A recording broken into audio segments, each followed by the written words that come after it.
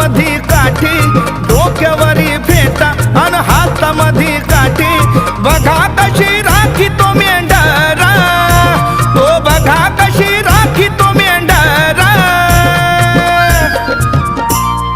असं ते आदमापूर तिथं बाळू मामाचं मंदिर, असं ते आदमापूर तिथं बाळू मामाचं मंदिर, असं ते आदमापूर तिथं बाळू मामाचं मंदिर, असं ते आदमापूर तिथं बाळू मामाचं मंदिर.